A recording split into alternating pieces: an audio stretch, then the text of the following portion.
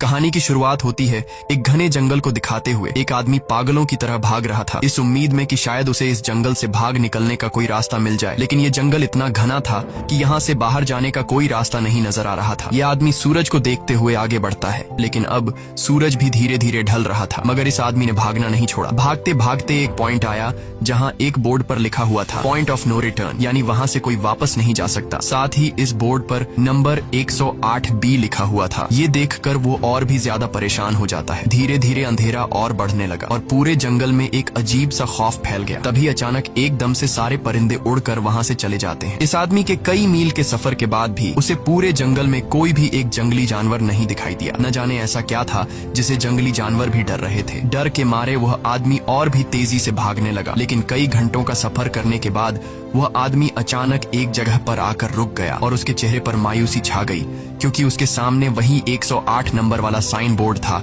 जिस पर लिखा हुआ था पॉइंट ऑफ नो रिटर्न। अब आदमी को समझ आया कि चाहे मैं जितना भी भागूं पर इस जंगल से निकल नहीं सकता, इसलिए अब वो वहाँ छुपने की जगह ढूंढने लगा। लेकिन वहाँ उसे छुपने के लिए कोई सेफ जगह नहीं मिली, इसीलिए अब वो पेड़ के ऊपर चढ़ जाता है। पर तभी उस पेड़ की टहनी टूट गई, जिससे वो आदमी काफी ऊंचाई से नीचे जमीन पर आ गिरा। पेड़ से गिरने के बाद वो बहुत ज्यादा जख्मी हो चुका था। उसे काफी गहरी चोटें आई। इससे पहले कि वो बेहोश हो जाता तभी अचानक जमीन हिलने लगी और अजीब सी गुराने की आवाजें आने लगी। वो आवाजें सुनकर आदमी के गले में सांसें अटक गईं। तभी अचानक कोई उसे खींच कर ले गया। खींचने वाला कौन था ये नहीं दिखाया गया, लेकिन हमें उस आदमी की दर्द भरी चीखें सुनाई दी गई। इस इंसिडेंट के 6 दिन बाद हमें शहर में मीना नाम की एक लड़की को दिखाया जाता है जो एक बर्ड शॉप में काम करती है। तभी उसका बॉस आता है और मीना को एक गोल्डन पैरट को शहर से दूर एक जू में डिलीवर करने का ऑर्डर देता है। मीना बॉस की बात को मानते हुए अब उस पैरट को डिलीवर करने जाती है। मीना गाड़ी में बैठकर अपने मोबाइल में उस जू का लोकेशन सेट कर लेती है और अपने सफर पर निकल पड़ती है। शहर से बाहर निकलने के बाद वो एक बोर्ड पर बहुत सारे लोगों के मिसिंग फोटोज देखती है, यानी वहाँ पर कई सारे लोग गायब हो चुके थे। लेकिन मीना उन पर ज्यादा ध्यान नहीं देती और आगे बढ़ने लगती है। आगे बढ़ते दौरान मीना शॉर्टकट लेते हुए जंगल के रास्ते से गुजरती है ताकि वो जल्दी से इस पैरट को जू तक डिलीवर कर दें, और वो पहुंच गई जंगल के बीचों बीच। ये वही जगह है जहाँ हम पहले एक आदमी को गायब होते देख चुके हैं। वहाँ आकर मीना बुरी तरह से फंस चुकी थी। वो अपने मोबाइल पर मैप देखती है, लेकिन वहाँ मोबाइल के सिग्नल नहीं आ रहे थे और उसके कार का रेडियो भी काम नहीं कर रहा था। मीना अब वहाँ से वापस निकलने लगी, लेकिन अब उसे वहाँ से बाहर निकलने का रास्ता समझ नहीं आ रहा था। थोड़ी देर बाद मीना की गाड़ी भी खराब हो गई। मीना गाड़ी से बाहर निकलती है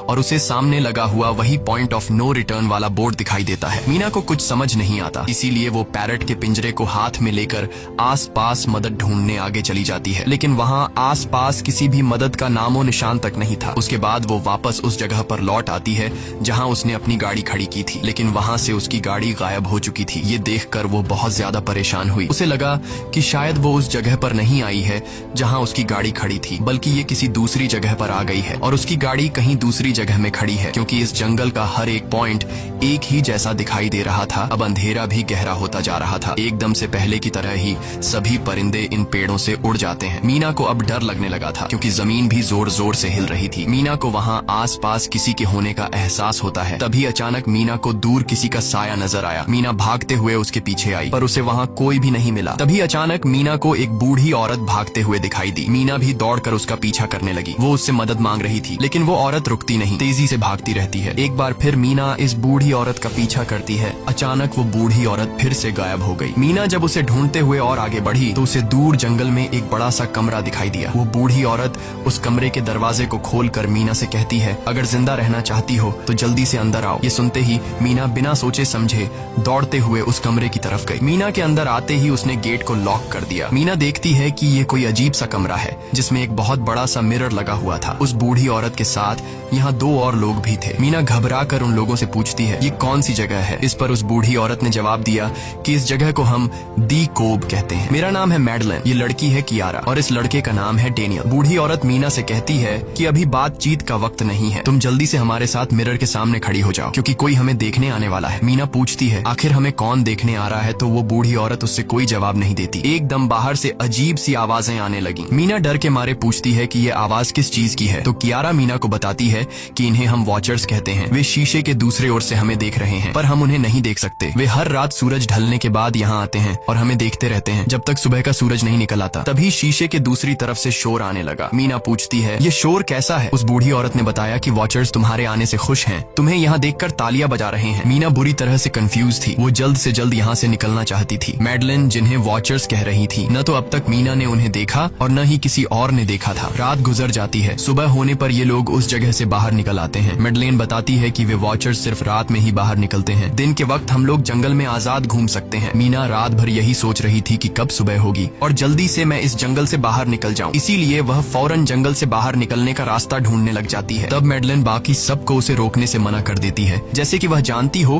कि मीना इस जंगल से बाहर नहीं निकल सकती और वह जरूर वापस आएगी। बस मीना को जाते हुए मैडलिन बताती है कि तुम्हारा यह फैसला अच्छा नहीं है, इस जंगल से बाहर निकलने का कोई रास्ता नहीं है। रात होने से पहले हमें इस घर में वापस आना पड़ता है, अगर तुम लेट हो गई तो तुम अपनी जान से हाथ धो बैठोगी। मीना किसी की बात नहीं सुनती और अपने पैरट को लेते हुए तेजी से आगे बढ़ती है। थोड़ा सा आगे बढ़ने पर उसे वहीं पॉइंट ऑफ नो रिटर्न वाला साइन दिखाई देता है। उसे देखकर वो घबरा तो गई, लेकिन उसने हिम्मत नहीं हारी और सूरज को देखकर सूरज की डायरेक्शन में आगे बढ़ती रही, पर जंगल से निकलने में कामयाब नहीं हो सकी। आगे चलकर रास्ता ही खत्म हो गया। मीना ने देखा कि वो एक पहाड़ के टॉप पर खड़ी है, जहाँ से आगे दूर दूर तक जंगल के सिवा कुछ भी नहीं था। इसीलिए वो मायूस होकर नीचे बैठ जाती है। तभी अचानक उसके कंधे पर किसी ने हाथ रखा। वो डर गई और जब उसने पीछे मुड़कर देखा तो वो बूढ़ी औरत मैडलिन थी। यहाँ मैडलिन उसे हौसला देती है और कहती है कि सिर्फ तुम ही नहीं जिसने यहाँ से निकलने की कोशिश की और हार गई, हम भी तुम्हारी तरह ही हार कर यहाँ रुके हैं। यहाँ से बाहर निकलने का कोई रास्ता नहीं, चलो मैं तुम्हें कुछ दिखाती हूँ। मैडलिन मीना को जंगल की तरफ लेकर जाती है। मैडलिन मीना से कहती है, ये जंगल एक शिकारी है और हम सब उसका शिकार, अगर जिंदा रहना चाहती हो तो हमारे साथ ही रहो। मैडलिन उसे पॉइंट ऑफ नो रिटर्न वाले काफी सारे साइन बोर्ड दिखाती है, जो कि जंगल के चारों तरफ गोल घेरे में लगे थे और उनके बीच में था उनका कमरा। मैडलिन बताती है कि ये हमारे घर से आधे दिन के फासले पर लगे हैं, अगर इसे आगे गई तो वापस लौटना मुश्किल हो जाएगा, इसलिए कभी भी यह तुम्हें नजर आए तो तुम इन्हें इग्नोर मत करना। मीना पूछती है, ये सब किसने बनाया? तो वो जवाब देती है, ये एक प्रोफेसर ने बनाया है, लेकिन अब तक उसे किसी ने देखा नहीं है। अब रात हो जाती है, ये लोग वापस उस घर के अंदर आ जाते हैं। हर रात वॉचर्स उन्हें देखने के लिए आते थे। आज कियारा नामी लड़की उनके सामने डांस करती है और कहती है ये सब उन्हें पसंद है। ऐसा नहीं था कि इन चारों को हर रात वॉचर्स के सामने खड़ा ही रहना पड़ता था। ये लोग जो चाहते वह कर सकते थे, बस ये लोग उनकी तरफ अपनी कमर नहीं कर सकते थे। ऐसा करने पर वो लोग बहुत ज्यादा गुस्सा हो जाते थे। रात में तो उन्हें सिर्फ वॉचर्स का मसला था, लेकिन दिन में भी उन्हें बहुत मुश्किलों का सामना करना पड़ता था। ये लोग जंगल से हर रोज अपना पेट भरने के लिए कुछ न कुछ शिकार करके लाते थे, जिससे उनका गुजारा हो जाता। अगले दिन कियारा और मीना दोनों जंगल में शिकार करने जाती हैं। मीना कियारा से पूछती है कि आखिर ये वॉचर्स चाहते क्या हैं? कियारा बताती है, मुझे भी कुछ खास नहीं पता, लेकिन मैडलाइन कहती है कि ये वॉचर्स हमें देखते हैं, हमें ऑब्जर्व करते हैं, लेकिन अगर हमने वॉचर्स को देखा तो हम पागल हो जाएंगे, क्योंकि वॉचर्स बहुत ही खूंखार दिखते हैं। कियारा अब उसे एक गड्ढा दिखाती है और कहती है, ऐसे बहुत से गड्ढे इस जंगल में मौजूद हैं। दिन के वक्त सारे के सारे वॉचर्स उन गड्ढों में रहते हैं और रात में वो यहाँ से बाहर निकल आते। दिन के वक्त ये लोग इसलिए बाहर नहीं आ सकते क्योंकि सूरज की रोशनी उनकी स्किन जलाती है। कियारा मीना को बताती है कि वो 5 महीने पहले अपने पति के साथ इस जंगल में आई थी और तब से वो दोनों यहाँ फंसे हुए थे, पर आज से 6 दिन पहले मेरा पति जंगल में रास्ता ढूंढने निकला है। मुझे उम्मीद है कि वो जरूर वापस आएगा और हम सबको यहाँ से सेफली ले जाएगा। यहाँ हमें मालूम होता है कि असल में कियारा का हस्बैंड वही आदमी था जिससे हमने मूवी के स्टार्ट में देखा था, जिसे कोई यहाँ से खींच कर ले गया और अब वो मारा जा चुका है। इस तरह से बातें करते हुए ये दोनों कमरे के पास वापस लौट आए। यहाँ मैडलिन ने मीना को 3 रूल समझाती है जिंदा रहने के लिए। सबसे पहला ये कि वो रात के वक्त घर का दरवाजा नहीं खोलेगी। दूसरा, रात में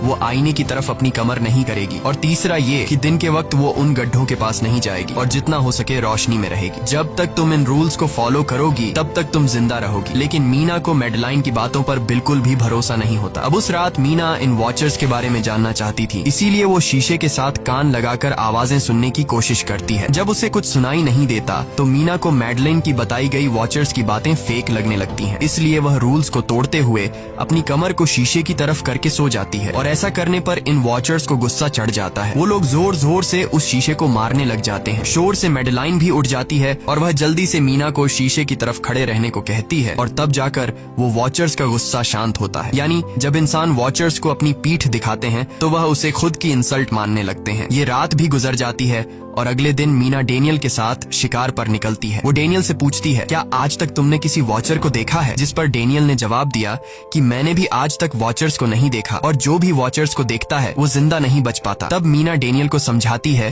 कि मुझे लगता है कि ये सब मैडलाइन की बनाई हुई कहानियां हैं जिसके अंदर वो हमें फंसा रही है। हमें जरूर उन गड्ढों को जाकर चेक करना चाहिए, शायद हमें यहाँ से बाहर जाने का कोई रास्ता मिल जाए। डेनियल भी यहाँ रहकर बहुत ज्यादा तंग हो चुका था और वो भी किसी तरह से रास्ता ढूंढकर इस जंगल से भाग निकलना चाहता था, इसलिए वो मीना की बात मान लेता है और वो दोनों गड्ढे के पास पहुंच जाते हैं। अब मीना अपने आप को रस्सी से बांधकर इस गड्ढे के अंदर उतरती है। रस्सी का दूसरा सिरा डेनियल ने पकड़ा हुआ था ताकि अगर मीना को कुछ भी हो वो जल्दी से मीना को बाहर की तरफ खींच ले। मीना नीचे गड्ढे में पहुंच जाती है जहां उसे बहुत सारा इंसानों का सामान मिलता है। मीना उस सामान को इकट्ठा कर लेती है। ये सारा सामान उन लोगों का था जो जंगल में वॉचर्स के शिकार हो चुके थे। डेनियल रस्सी के सहारे कैमरा, साइकिल और जरूरत का सारा सामान को बाहर ले आता है। मीना अब नीचे इंतजार करती है कि डेनियल कब रस्सी नीचे फेंकेगा और मैं ऊपर चली जाऊंगी। और इससे पहले कि मीना उस गड्ढे से बाहर निकल पाती, उसे गड्ढे के अंदर किसी के आने की हलचल सुनाई देती है। मीना जल्दी से डेनियल को रस्सी नीचे फेंकने की आवाज देने लगती है, लेकिन तभी मीना को पकड़ने के लिए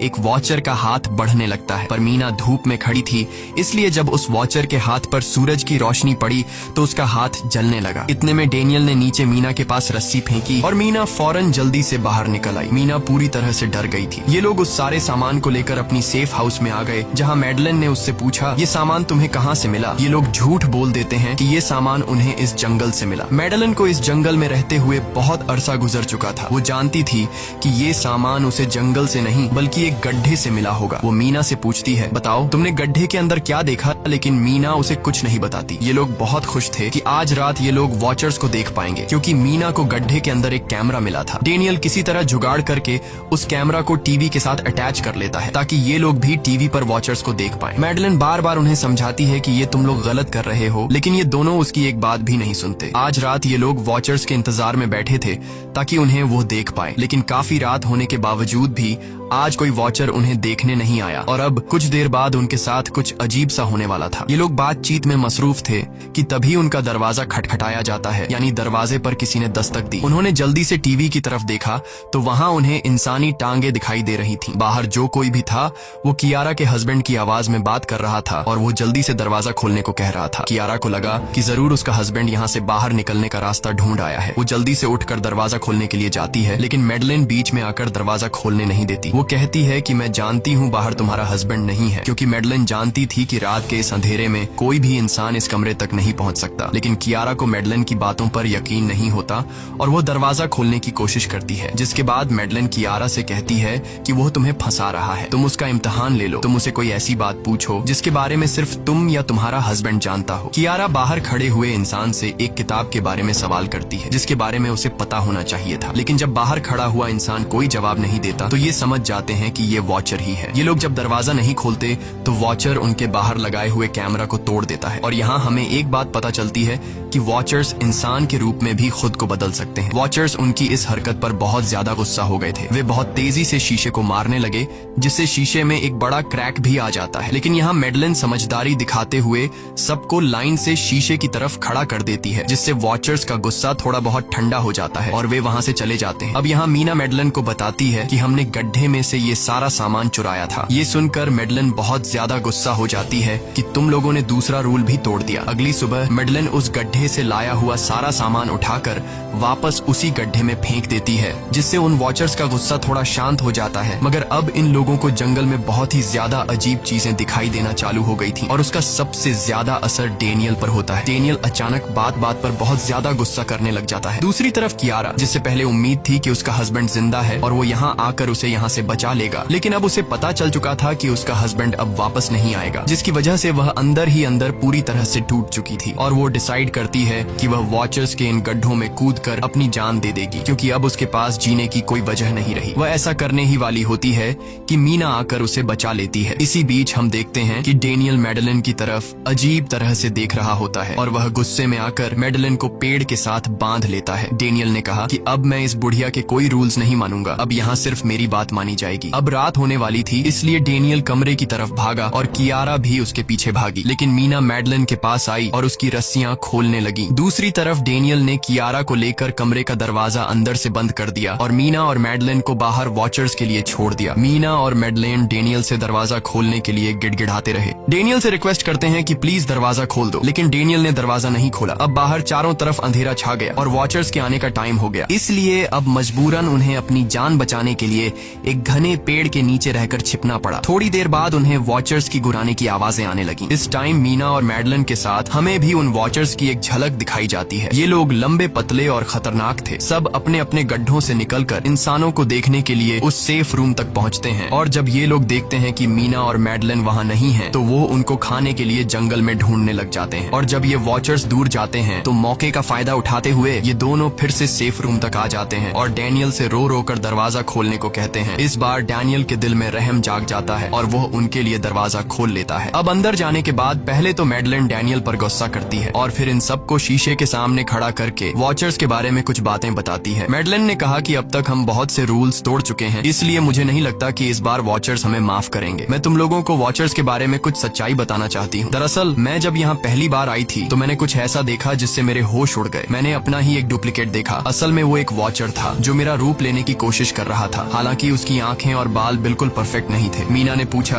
कि आखिर ये वॉचर्स हैं क्या चीज, जिस पर मैडलिन ने जवाब दिया कि ये सारे क्रीचर्स फेरीज हैं जो किसी जमाने में इंसानों के साथ मिलकर रहते थे। फेरीज पंखों वाले एक जादुई जीव थे, लेकिन वक्त गुजरने के साथ इंसानों को फेरीज की शक्तियों से डर लगने लगा, इसीलिए इंसानों ने फेरीज को खत्म करने का सोचा। इंसानों की तादाद ज्यादा थी, इसलिए फेरीज इंसानों का मुकाबला नहीं कर पाए। इंसानों ने इन फेरीज को जंगल में एक बहुत बड़े गड्ढे के अंदर कैद कर लिया और उन्हें श्राप से हमेशा हमेशा के लिए इस गड्ढे में बंद कर दिया। उसके बाद फेरीज कई 100 सालों तक उस गड्ढे में कैद रहे, लेकिन फिर वक्त के साथ उन्होंने जमीन के अंदर खुदाई करके निकलने के रास्ते बना लिए। आज वही फेरीज वॉचर्स के रूप में गड्ढों से निकलकर हमारे सामने आते हैं। हालांकि कई 100 सालों तक जमीन के अंदर रहने की वजह से उन्होंने अपने पंख और जादुई शक्तियां खो दी और साथ ही उन्हें सूरज की रोशनी से तकलीफ होने लगी, लेकिन अब भी उनमें रूप बदलने की शक्ति है। इस पर डैनियल ने मैडलिन से पूछा कि ये वॉचर्स हमसे क्या चाहते हैं और ये हर रात हमें देखते क्यों हैं, जिस पर मैडलिन ने बताया कि ये वॉचर्स एक बार फिर से जंगल से निकलकर इंसानों के बीच रहना चाहते हैं, लेकिन अपने असली रूप में ये इंसानों के बीच नहीं रह सकते। इसीलिए उन्होंने हमें यहाँ रखा हुआ है ताकि हमें देखकर हमारा रूप ले सकें और हमसे आज के दौर के तौर तरीके सीखकर इंसानों के बीच रह सकें। मैडलिन ये सब बातें बता ही रही थी कि अचानक सभी वॉचर्स वापस लौट आए और जब वॉचर्स को पता चलता है कि मैडलिन और मीना वापस अपने कमरे में आ गए हैं तो वो सब गुस्से से भड़क उठे और दरवाजा तोड़ने की कोशिश करने लगे। इन चारों ने टेबल को खींचकर दरवाजे के सामने रख दिया ताकि दरवाजा वॉचर्स तोड़ न सके, लेकिन वॉचर्स की ताकत काफी ज्यादा थी और इन चारों को पता चल चुका था कि जल्द ही वॉचर्स अंदर आ जाएंगे और उन्हें मौत अपनी आंखों के सामने दिखाई दे रही थी। तभी उन्होंने देखा कि टेबल को घसीटकर दरवाजे तक ले जाने की वजह से कारपेट पलट गई है। जब उन्होंने कारपेट हटाया तो उन्हें नीचे एक बड़ा लोहे का गेट नजर आया। उन्होंने जल्दी से गेट खोला तो उन्हें पता लगा कि नीचे एक बहुत बड़ा बंकर है। ये लोग जल्दी से उस बंकर के अंदर घुस गए और ऊपर से लोहे का गेट बंद कर दिया। ये लोग इस बात को लेकर परेशान थे कि ये बंकर यहाँ पर मौजूद था और इन लोगों को पता भी नहीं चला। इस बंकर के नीचे बहुत फैसिलिटीज थी, हजारों दिन का खाना, एक कंप्यूटर और भी बहुत सारा जरूरत का सामान रखा था। मीना जानना चाहती थी कि आखिर ये जगह किसने बनाई, इसीलिए वो उस कंप्यूटर को ऑन कर लेती है। उस कंप्यूटर में बहुत सारा डेटा सेफ था, जिसे खोलने पर उन्हें पता चलता है कि ये सारी जगह प्रोफेसर मार्टिन ने बनाई थी। असल में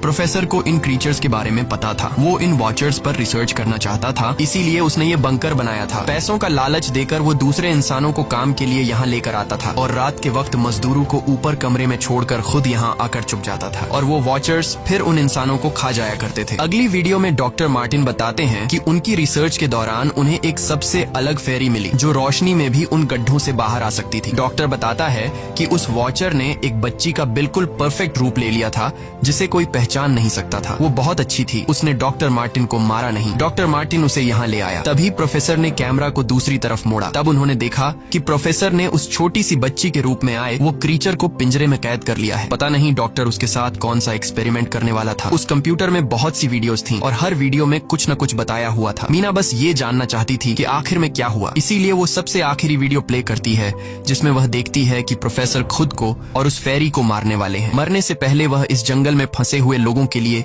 यहाँ से निकलने का रास्ता बता देता है और कहता है कि शाम में जिस डायरेक्शन में परिंदे भागते हैं उस डायरेक्शन में भागने से वे लोग इस जंगल से निकल सकते हैं। उसने इस रिकॉर्डिंग मैसेज में कहा था कि अगर कोई इस जंगल से निकलने में कामयाब हो गया तो यूनिवर्सिटी में जाकर मेरी सारी रिसर्च तबाह कर देना। मैंने यहाँ आकर बहुत बड़ी गलती गलती कर दी। उसके बाद प्रोफेसर ऊपर चले गए और फिर 2 गोलियों की आवाज आई, जिससे उन्हें समझ आया कि प्रोफेसर ने पहले उस फेरी को मारा और फिर खुद को गोली मार दी। आज रात ये चारों बहुत खुश थे क्योंकि उन्हें इस जंगल से जान छुड़ाने का रास्ता मिल गया था। अगली सुबह सभी लोग अब बंकर से बाहर निकलते हैं तो देखते हैं कि उनका सेफ हाउस उन वॉचर्स ने पूरी तरह तबाह कर दिया है और आज के दिन उन्हें लाजमी इस जंगल से निकलना होगा, वरना ये लोग मारे जाएंगे क्योंकि रात को अब उनके पास छिपने के लिए कमरा भी नहीं बचा था। ये लोग अब यहाँ जंगल से निकलने के रास्ते में बढ़ने लगते हैं। वो परिंदे जिनके बारे में प्रोफेसर बता रहे थे वे तो शाम को उड़ने वाले थे, लेकिन उन्हें शाम होने से पहले जंगल से बाहर निकलना था। इसलिए मीना अपने पास मौजूद पैरट को आजाद कर देती है। जिस डायरेक्शन में वह उड़ता है उसी डायरेक्शन में ये लोग चलने लग जाते हैं। चलते हुए रास्ते में ही उन्हें एक कब्र मिली। मैडेलिन उस कब्र को देखकर बताती है कि एक वक्त था जब ये लोग इंसानों के साथ रहते थे, लेकिन इंसानों ने उनके साथ बहुत बुरा किया, धोखा किया और उन्हें यहाँ जंगलों में फंसाकर खुद चले गए। कई घंटे सफर करने के बाद ये लोग एक नदी के पास पहुंच गए। वहाँ उन्हें प्रोफेसर का एक बोट मिला, जिसको देखकर ये लोग बहुत खुश हुए, लेकिन उनकी खुशी अब कुछ ही देर की मेहमान थी क्योंकि अब अंधेरा हो चुका था और वॉचर्स के आने का वक्त हो गया था। उससे पहले कि ये लोग डॉक्टर मार्टिन की बोट में बैठकर यहाँ से दूर चले जाते, तभी उन्हें पीछे से किसी की आवाज आई। जब उन्होंने पीछे मुड़कर देखा तो वो कियारा का हस्बैंड था जो मदद के लिए चिल्ला रहा था। वो बहुत ही जख्मी हालत में था। बाकी सब बोट में बैठ चुके थे, इसलिए डेनियल अकेला उसकी मदद के लिए गया। डेनियल कियारा के हस्बैंड को खींचकर बोट की तरफ लाने लगा, लेकिन तभी ये लोग बोट से देखते हैं कि डेनियल जिसकी मदद करने गया वह कोई इंसान नहीं बल्कि एक वॉचर है, जिसने उनके सामने ही डेनियल का रूप ले लिया। वो लोग कुछ भी नहीं कर पा रहे थे। अब उस वॉचर ने डेनियल को मार दिया। उन्हें इस बात का पता था कि वॉचर्स इस नदी को पार नहीं कर सकते हैं और फाइनली ये लोग खुद इस नदी को पार करके शहर तक पहुंच जाते हैं। और कहानी में असल ट्विस्ट इसके बाद आया। शहर पहुंचने के बाद ये तीनों अलग अलग रास्तों पर चले गए और कुछ दिनों बाद अब मीना जल्दी से डॉक्टर मार्टिन के कहने के मुताबिक उनके यूनिवर्सिटी में उनका सारा डेटा खत्म करने के लिए आई। उससे पहले कि वह उनका रिसर्च डेटा डिलीट कर देती, तभी उससे वहाँ एक टेप रिकॉर्डर मिला और उस टेप रिकॉर्डर से मीना को एक नया राज मालूम हुआ। जब हजारों साल पहले इंसान और फेरीज एक साथ रहते थे तो तब उनकी शादी भी हुआ करती थी। इंसान और फेरी के मिलन से जो बच्चे पैदा होते थे उनमें इंसान और फेरी दोनों के गुण होते थे। उन्हें हाफलिंग्स कहा जाता था। उन हाफलिंग्स में एक खासियत थी कि वे रूप बदलने में इतने माहिर होते थे कि वे किसी मरे हुए इंसान का रूप भी बदल सकते थे। प्रोफेसर का मानना था कि जब इंसानों ने फेरीज को जंगल के अंदर गढ़ों में कैद कर लिया था, तब हाफलिंग इंसानों के बीच अपना रूप बदलकर चुपके से रहने लगे और वो आज भी किसी न किसी रूप में इंसानों के बीच मौजूद है। मीना जब प्रोफेसर के ऑफिस में आई और वहाँ पर जांचबीन करने लगी तो वहाँ उसके हाथ कुछ ऐसी तस्वीरें लगी जिसने उसके होश उड़ा दिए। उसने देखा कि तस्वीर में जो प्रोफेसर के साथ लेडी खड़ी है वो कोई और नहीं बल्कि मैडेलिन है और असल में मैडेलिन प्रोफेसर की वाइफ है। वो कंफ्यूज हो जाती है कि मैडेलिन ने उसे यह बातें क्यों नहीं बताई। इस भारी कंफ्यूजन को शेयर करने के लिए वो कियारा के पास आती है और उसे बताती है कि जिस मैडेलिन से हम जंगल में मिले थे वो असल में प्रोफेसर मार्टिन की वाइफ है, लेकिन उसने हमें यह सच्चाई इसलिए नहीं बताई क्योंकि वो खुद एक इंसान नहीं बल्कि एक रूप बदलने वाली फेरी थी। मैंने जब रिसर्च किया तो मुझे पता चला कि काफी साल पहले प्रोफेसर की वाइफ